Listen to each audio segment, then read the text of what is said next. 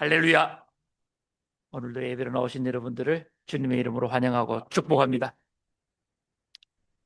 사람들은 자기나 또 자식, 친척, 가족들이 훌륭한 사람이 되기를 원합니다. 그냥 원하는 게 아니고 간절히 원합니다. 또 위대한 사람, 높임 받는 사람이 되기를 우리는 다 원합니다. 그럼 진짜 위대한 사람은 어떤 사람일까요? 우리가 생각하는 위대한 사람, 훌륭한 사람, 그 사람과 하나님이 바라보시는 위대한 사람, 훌륭한 사람은 같은 것일까요? 오늘 그것을 알아보려고 하는데요. 성경 안에는 정말 위대한 인물들이 많습니다. 훌륭한 사람들이 많습니다. 범접할 수 없을 것 같은 그런 인물들이 많습니다. 그런데 가만히 한번 또 생각을 해봅니다. 진짜 이 사람들의 위대함을 우리가 범접할 수 없는 것인지 가까이 할 수 없는 것인지가 궁금해지는 것입니다.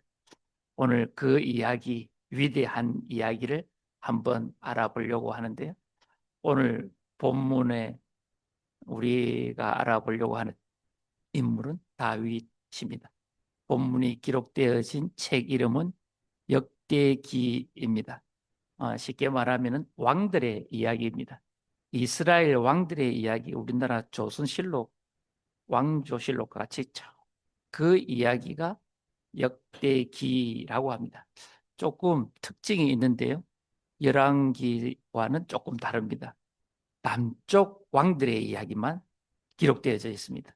북쪽 왕들에게는 이야기가 없습니다. 그리고 좋은 것만, 선한 것만, 또 성전에 관한 이야기가 주류를 이루고 있는 이야기입니다. 그 중에서 이제 이 역대기 가운데 다윗의 이야기를 합니다. 다윗은 우리가 성경 가운데서 손에 꼽히는 위대한 인물입니다. 훌륭한 인물입니다. 지금도 이스라엘 국기 가운데 있는 그 별은 다윗의 별입니다. 그만큼 위대한 인물로 칭송을 받고 있는데요. 그의 업적은 뭐 말로 할 수 없을 만큼 많습니다. 부국강병을 이루어서 다른 주변 나라들로부터 조공을 끊임없이 받았던 정말 강한 나라를 만드는 사람이 다윗입니다. 또 남북을 통일한 왕국을 사울로부터 받았을 때 그 12지파가 조금 분열 가운데 있었을 때 잘 통합해서 통일 국가를 잘 이루었던 사람입니다. 또 뿐만이 아니라 여부수 사람에게 예루살렘 땅을 정복하여서 제국 나라의 수도로 만듭니다. 예루살렘을 시온성이라고도 합니다. 이 예루살렘이 이제 이스라엘의 종교와 정치의 중심지가 됩니다. 아주 훌륭한 업적을 많이 쌓았던 사람이 다윗입니다. 그런데 이렇게 눈에 보이는 것만 정말 큰 다윗의 업적일까요? 오늘 성경을 통해서 그것보다 더 큰 업적이 무엇인가를 우리가 한번 알아보려고 합니다. 사람들은 모르고 있는 것들이 그것을 알아보려고 하는데 하나님 눈에 이것이 얼마나 큰 업적인가를 찾아보려고 합니다. 다윗에게서는요, 일생에 쭉 왕이 되고 난 뒤 이후부터 큰 꿈이 하나 있었습니다. 정말 하고 싶은 게 하나가 있었습니다. 그것이 무엇일까요? 자기가 왕이 되어서 이제 예루살렘 성전 안에서 자고 있을 때 한날 생각이 듭니다. 이 이야기가 사무엘상 7장에 이렇게 기록이 되어져 있는데요. 7장 2절에 이렇게 이야기를 합니다. 왕이 선지자 나단에게 이르되 볼지어다 나는 백향목궁에 살거늘 하나님의 궤는 휘장 가운데 있도다 라고 이야기를 합니다. 그러니까 아주 웅장하고 화려한 자기 궁전에 한나를 밤에 딱 누워 있는데 갑자기 생각이 쑥 들어오는 게 있는 거예요. 나는 이렇게 좋은 집에 살고 있는데 하나님의 궤는 휘장 안에 있도다 라고 하는 것이, 여기에서 궤라고 말하는 것은 상자지 않습니까? 언약궤를 말씀하고 있습니다. 언약궤 이미지가 하나 있습니까? 언약궤가 어떤 의미를 가지고 있냐면요, 이스라엘 민족의 중심입니다. 하나님 임재의 상징입니다. 모든 종교의 딱 중심이 언약궤에 있습니다. 모세가 시내산에서 하나님의 말씀대로 듣고 만든 언약궤입니다. 저 안에는 십계명 두 돌판이 들어가 있습니다. 그리고 아론의 쌍난 지팡이가 들어가 있습니다. 그리고 만나 항아리가 들어가 있습니다. 모든 이스라엘 백성들이 행진을 할 때 가장 먼저 앞서 걷는 것이 저 언약궤입니다. 이 언약궤가 하나님의 상징과 같은 것입니다. 이 언약궤만큼은 이스라엘 모든 민족의 딱 중심이고 신앙의 핵심적 요소를 가지고 있는 것입니다. 이 언약궤가 이스라엘이 통일되고 난 뒤에 이리저리 떠돌다가 움직이다가 이제 다윗은 예루살렘에서 큰 성전을 지어서 자기는 화려한 궁전 안에 있는데 이 하나님의 집, 이 언약궤는 어디에 있다고요? 휘장 안에 있더라. 휘장이 무엇입니까?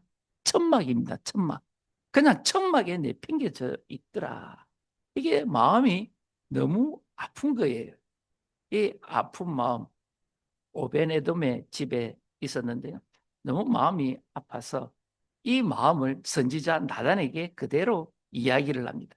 그래서 선지자 나단이 다윗의 마음을, 고백을 듣고 왕이 좋을 대로 다 하소서라고 성전을 짓고 싶다는 겁니다. 이 언약궤가 들어갈 하나님의 집을 짓고 싶다라고 하는 것입니다. 그때 그 말을 들은 나단이 하나님께 다윗의 마음을 아뢰입니다.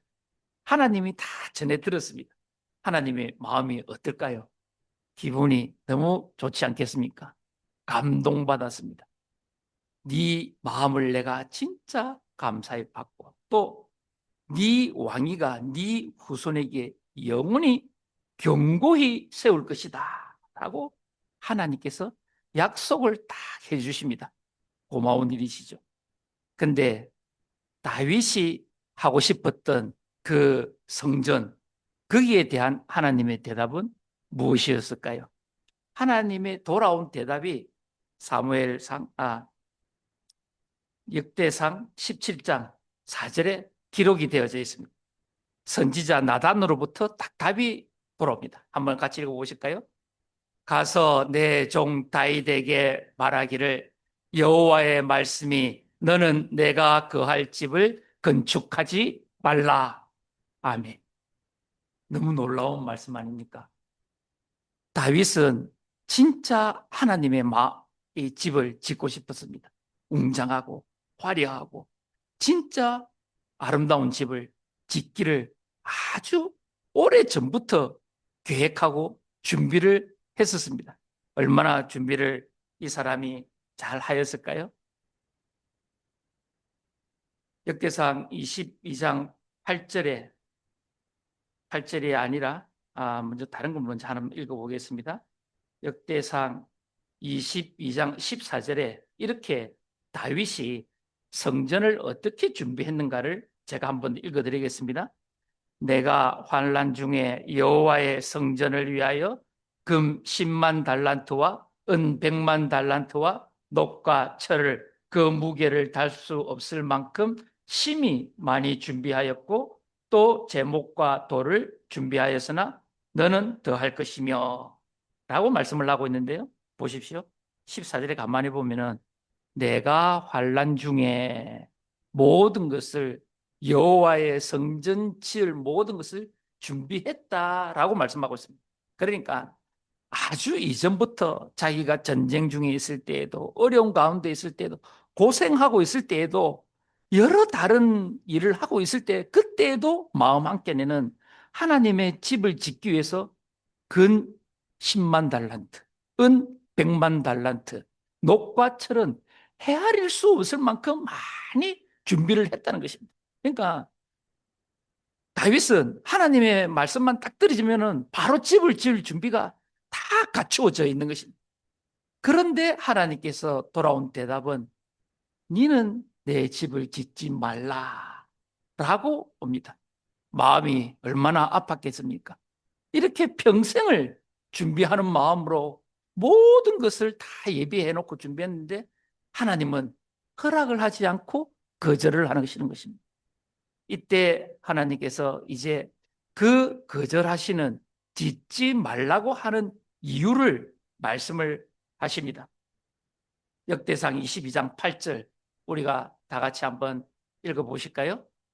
여호와의 말씀이 내게 임하여 이르시되 너는 피를 심히 많이 흘렸고 크게 전쟁하였느니라.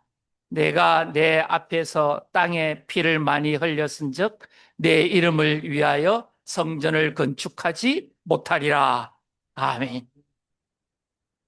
네가 성전을 짓지 못하는 이유가 무엇이라고 합니까? 피를 많이 흘렸다. 사람을 많이 죽였다. 전쟁을 많이 일으켜서 사람을 많이 죽였다. 피를 많이 흘려서 네 손으로는 나의 성전, 나의 집을 짓지 못할 것이다. 라고 이유를 말씀해 주고 있는 것입니다. 그 이유가 얼마나 아픕니까? 다윗은 좀 전에 우리가 알아보았듯이 위대한 업적이 그 땅을 넓히고 모든 주변 국가를 정리할 때 엄청나게 많은 피를 흘렸던 사람이 다윗입니다. 그런데 피 흘린 자의 손으로 내 집을 짓지 못할 것이다 라고 하나님이 말씀해 주시는 것입니다. 이 말을 들었을 때 다윗은 마음이 어떠했을까요? 기분이 좋았을까요? 예, 하나님 하고 그냥 한 번에 수긍할 수 있었을까요? 저와 여러분 같았으면은 예 하고 순종할 수 있겠습니까? 이 말이 왔을 때 다윗은 한마디 항변하지 않았습니다. 한마디 대꾸하지 않았습니다. 왜 그랬을까요? 다윗은 하나님의 집이 어떻게 세워져야 하는지, 어디 위에 세워져야 하는지를 이 말씀을 통해 깨달았기 때문입니다. 자기는 정확하게 하나님의 성전은 어느 곳에 지워져야 하는지를 깨달을 수 있었습니다. 그래서 다윗의 결정이 무엇이었습니까? 오늘 우리가 읽었던 본문 5절입니다. 5절 다윗의 결정입니다. 한번 같이 읽어보실까요? 다윗이 이르되 내 아들 솔로몬은 어리고 미숙하고 여호와를 위하여 건축할 성전은 극히 웅장하여 만국의 명성과 영광이 있게 하여야 할지라. 그러므로 내가 이제 그것을 준비하리라 하고 다윗이 죽기 전에 많이 준비하였더라. 아멘. 다윗이 얼마나 위대한가는 여기에서 나옵니다. 진짜 위대한 일이 무엇인가? 하나님의 말씀 한마디에 순종하는 자, 그 한마디를 듣고 항거하지도 아니하고 천마디에 순종하는, 이것이 다윗의 위대함입니다. 하나님이 짓지 말라 하는 그 한마디에 자신은 짓지 아니하고 모든 준비하였던 것들을 누구에게 이양시킵니까? 그 아들 솔로몬에게 다 넘깁니다. 네가 이 집을 지어라. 네가 이 성전을 지어라. 라고 이양을 하고 있는 것입니다. 다윗이 모든 것을 다 준비했다고 안 합니까? 돈이든 모든 기술이든 재료든 땅이든 다 준비해놓고 난 뒤에 그 아들 솔로몬에게 이것을 이양했다라고 하는 것입니다. 얼마나 다윗이 이것을 이양할 때에 마음 한켠에는 아팠겠습니까? 자기의 이름이 자기의 손으로 하나님께 영광을 올려드리고 싶고 자기의 손으로 정말 멋진 하나님의 집을 짓고 싶었지만 그 아들에게 다 넘기는 이 다윗의 마음을 오늘 우리가 본받아야 할 줄 믿습니다. 이것이 하나님이 진짜 받으시는 위대한 업적이다라고 하는 것 중에 하나가 될 것입니다. 그렇다면 피로 세워지지 아니하는 하나님의 집을 이제 다윗은 깨달았습니다. 피 위에, 살생 위에, 미움 위에, 저주 위에, 전쟁 위에, 폭력 위에, 저주 위에 하나님의 집을 지을 수 없다는 다윗이 깨닫고 난 뒤에 이제 다윗이 준비한 것은 무엇일까요? 자기가 할 수 있는 일은 무엇일까요?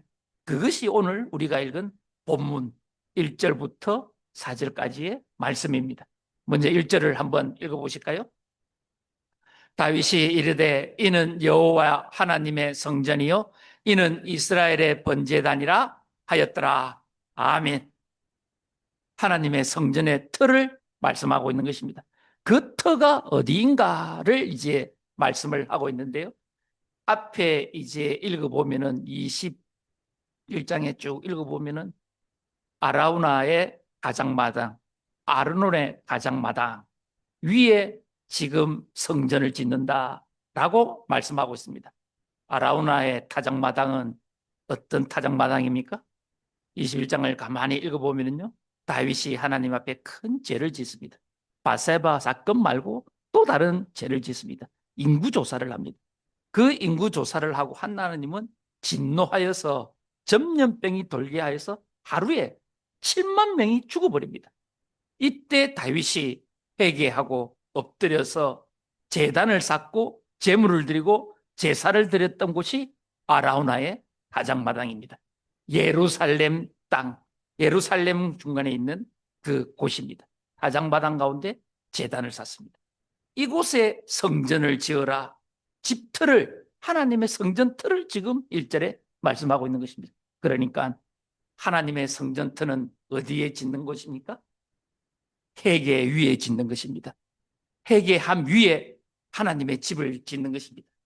하나님의 집은 어려운 자, 잘난 자, 가진 자, 죄가 없는 자들만 모여서 짓는 집이 아니라 하나님의 집은 죄인들이 모여서 모두가 예수의 이름을 붙잡고 회개하는 그 위에 하나님의 집을 짓는 줄 믿습니다. 그래서 사도행전 2장에는 하나님의 집이, 하나님의 성전이 어떻게 지어져야 하는가 순서를 쫙 이야기를 하고 있습니다. 사도행전 2장 33절 한번 찾아서 읽어보실까요? 38절 말씀 읽겠습니다. 베드로가 이르되 너희가 회개하여 각각 예수 그리스도의 이름으로 세례를 받고 제사함을 받으라. 그리하면 성령의 선물을 받으리니. 아멘. 먼저 회개를 하여라 라고 말씀을 합니다. 그리고 예수의 이름으로 세례를 받고 제사함을 받으라. 그리하면 성령의 선물을 받으리니 라고 말씀을 하고 있습니다. 베드로의 설교를 들었던 수많은 사람들이 마음에 찔림이 있어서 이제 그러면은 우리는 어떻게 해야 합니까? 물었을 때 베드로가 가장 먼저 한 말이 회개하라 라고 말씀하고 있는 것입니다. 이토록 하나님의 집은, 하나님의 성전은 회개하는 자 위에 집이 지어지는 줄 믿습니다. 우리들의 회개하는 그 마음 위에, 그 고백 위에 하나님의 집이 세워질 줄 믿습니다. 그 다음 2절은 무엇을 또 말씀하고 있습니까? 오늘 2절 읽어보겠습니다. 다윗이 명령하여 이스라엘 땅에 거류하는 이방 사람을 모으고 석수를 시켜 하나님의 성전을 건축할 도를 다듬게 하고 라고 말씀을 하고 있습니다. 보십시오. 하나님의 성전을 짓는데 유대인만 지어서 아니한다라고 말씀하고 있는 것입니다. 이방인의 손으로 지금 짓겠다라고 하는 것입니다.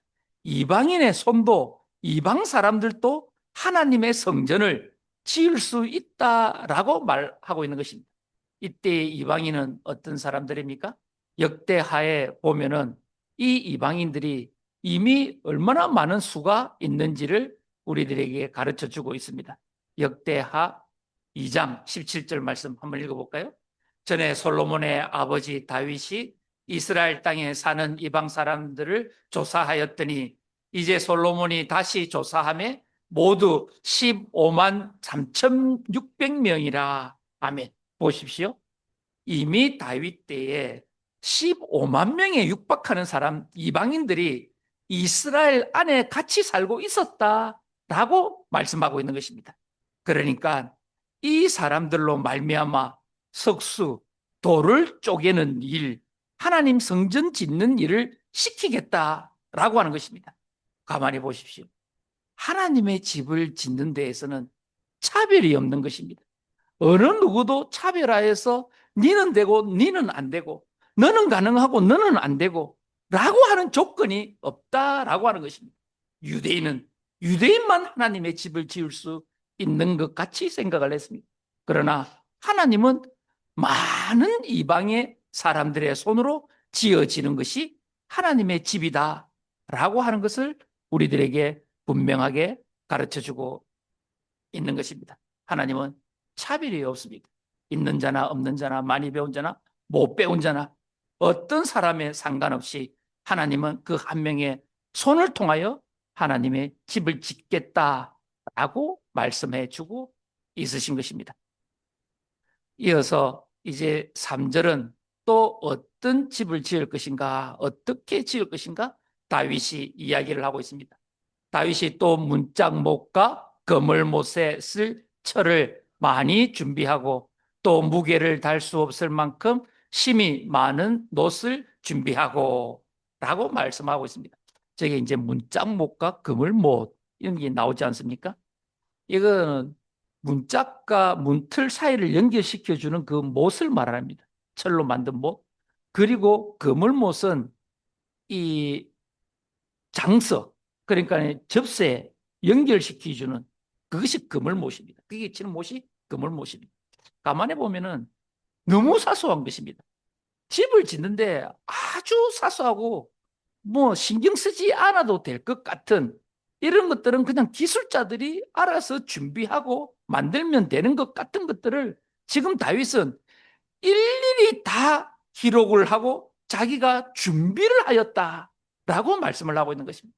그러니까 우리가 생각할 때 아주 사소한 것, 작은 것, 볼품 없는 것 같지만 그 하나도 하나님의 집에는 다 필요하고 소용이 있다라고 하는 것입니다. 오늘 우리들 하나님을 믿을 때에 또 교회를 섬길 때에 우리들 믿음 가운데 보잘것없이 여기는 것들이 얼마나 많습니까? 뭐 이것쯤이야, 이 정도쯤이야, 넘어가지. 이것이 뭐 필요하다고, 이것이 믿음과 무슨 중요함이 있다고, 뭐 이까지 정도는 상관이 없겠지 하고 치부해버리는 것, 하고 대수롭지 않게 여기는 것, 그렇지 않다는 것입니다. 하나님의 집은 아무리 사소하고 대수롭지 않고 작은 것이라 할지라도 그 하나로 말미암아 하나님의 집은 세워진다라고 하는 것입니다. 이것을 누가는 어떻게 이야기를 했을까요? 누가복음 16장에는 이렇게 말씀을 우리들에게 가르쳐 주고 있습니다. 지극히 작은 것에 충성된 자는 큰 것에도 충성되고 지극히 작은 것에 불의한 자는 큰 것에도 불의하니라. 아멘. 그러니까 무엇입니까? 사소하고 작은 것. 뭐 이까지 것쯤이야. 이 정도쯤이야. 대수롭지 않게 하나님의 말씀을 여겼던 그것. 그것 하나에서 하나님은 하나님의 집을 짓는다라고 하는 것입니다. 아주 사소한 것에서부터 하나님은 하나님의 집을 짓습니다. 오늘 우리가 믿음 생활을 하면서 대수롭지 않게 여겼던 것, 이것쯤이야 하고 치부해버렸던 것, 그것 붙잡으십시오. 그것을 지키십시오. 그것을 굳게 잡으십시오. 그것을 만들어 가십시오. 그 작은 것에서 지금 하나님은 큰 것을 맡기시고 큰 것을 만들어 가시겠다라고 말씀하고 있는 것입니다. 이렇게 3절은 작은 것에 충성하는 자에 대해서 말씀을 하고 있습니다. 그 다음에 4절은 또 무엇이라고 다윗이 하나님의 집을 지을 때 필요한 것, 있어야 하는 것이 무엇인지를 이야기합니다. 함께 읽어보실까요? 또 백향목을 무수히 준비하였으니 이는 시돈 사람과 두로 사람이 백향목을 다윗에게로 많이 수운하여 왔습니다. 아멘. 백향목이라고 이야기를 하지 않습니까? 저기 백향목은 중동 지방에서 목재 가운데 최고급 목재입니다. 가장 좋은 목재입니다. 그 중에서도 이제 중동 지역에서 만나는데요. 그 중에서도 원산지가 저 시돈과 두로에서 나는 백향목입니다. 해발 2,500m 위에서 아주 추운데 저 나무가 단단하게 여물어가는 나무입니다. 이 나무가 백향목이라는 것이 최고급 수종이고 최고가의 수종입니다. 어디서 가지고 왔다고 합니까? 두로와 시돈, 시돈과 두로, 이방 땅에서 나는 재물입니다. 이방 땅에서 나는 목재인 것입니다. 이 두로와 시돈이 지금 어느 나라일까요? 이스라엘과 국경을 딱 맞대고 있는 레바논입니다. 지금 한창 이스라엘과 전쟁하고 있는 그 레바논 땅입니다. 그곳에 있는 최고급 백향목을 수운하여 왔습니다. 바다 물로 통해서 옮겨왔다라고 합니다. 어디 목재만 왔겠습니까? 이 목재를 다룰 수 있는 기술자, 시돈 사람, 두로 사람, 곧 레바논 사람도 함께 와서 무엇에 동참했다고요? 하나님의 집 짓는 것에 동참했다라고 하는 것입니다. 가만히 보십시오. 무엇을 깨달을 수가 있습니까? 만물의 주인은 하나님이십니다. 모든 것의 주인은 하나님이십니다. 하나님은 이것도 사용하실 수 있고 저것도 사용하실 수 있습니다. 그런데 누가 구분을 짓습니까? 인간이 짓습니다. 이것은 안 돼, 저것은 안 돼, 너는 돼, 너는 안 돼. 누가 구분을 짓는다고요? 인간이 구분을 짓는 거죠. 지금 피로 하나님의 집을 세우지 아니할 것이다 라는 하나님의 말씀을 깨달았던 다윗은 어떤 것을 쓰고 있다고요? 이방의 것들, 이방의 좋은 것들, 모든 것들을 가지고 와서 하나님의 집을 짓습니다. 왜 그렇습니까? 하나님의 집은 만민의 집이기 때문에 그런 것입니다. 만민의 것을 주인이신 하나님이 쓰시겠다라고 말씀하고 있는 것입니다. 하나님은 차비를 없으시고 모든 것을 받으시되 조건이 있습니다.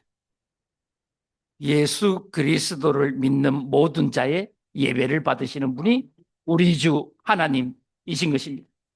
이렇게 다윗이 이제 하나님의 말씀, 피 묻은 자 위에, 피 묻은 자의 손으로 하나님의 집을 짓지 아니하는 것을 깨달았던 다윗은 하나님의 집은 만민의 사람들의 손으로 만민의 모든 재료들로 또 정말 보잘것없는 아주 초라한 것들 그 하나를 통해서라도 또 가장 중요한 회개하는 그 터 위에 하나님의 집이 세워지구나 라고 하는 것을 다윗은 철저하게 깨달았던 것입니다.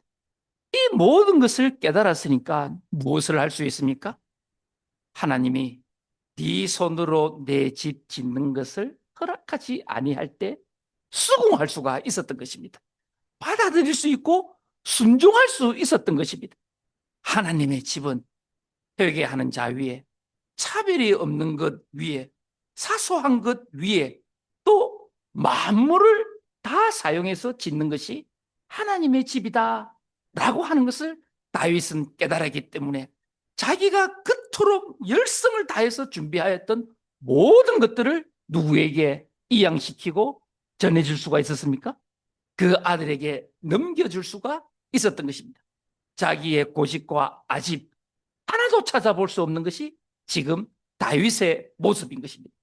하나님 보시기에 어떤 것이 위대하실까요? 어떤 자가 훌륭한 사람일까요? 땅을 넓힌 사람? 큰 건물을 지은 사람? 성전을 만든 사람? 하나님이 보시기에 위대한 사람, 하나님이 보시기에 훌륭한 사람은 하나님의 말씀을 붙잡고 순종하는 사람인 줄 믿습니다.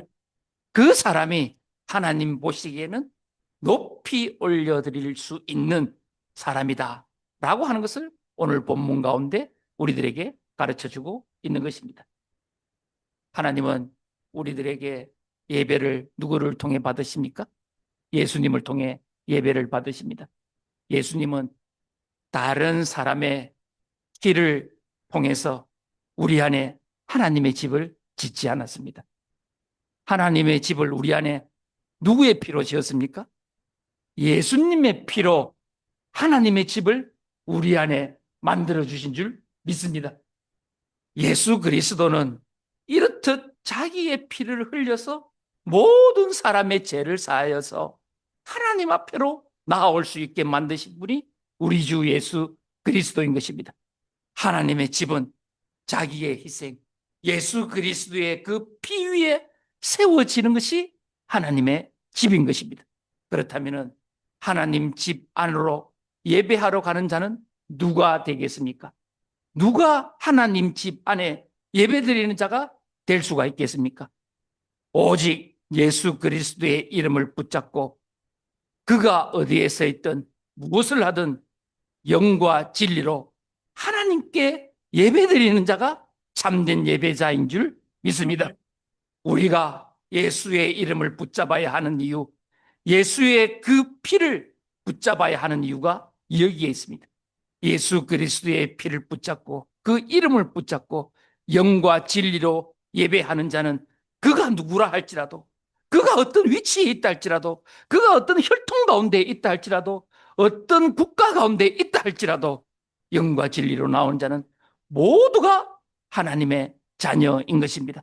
오늘 우리 거길교회 모든 성도들은 다윗이 하나님의 집을 어떻게 짓는가를 가만히 묵상하면서 이제 우리 안에 하나님의 집을 지을 때 다윗이 오늘 지었던 그 모습과 똑같이 회개하는 자 위에, 회개하는 것 위에, 그리고 차별이 없는 것 위에, 그리고 볼품없이 여겨지는 그 사소한 것 위에, 그리고 모든 만물을 다 사용해서 하나님의 집을 짓는다는 사실을 반드시 기억해서 예수의 이름으로 하나님이 원하시고 바라시는 피 묻지 아니하는 평화의 집을 저와 여러분 마음 안에 지어가시기를 주님의 이름으로 축복합니다.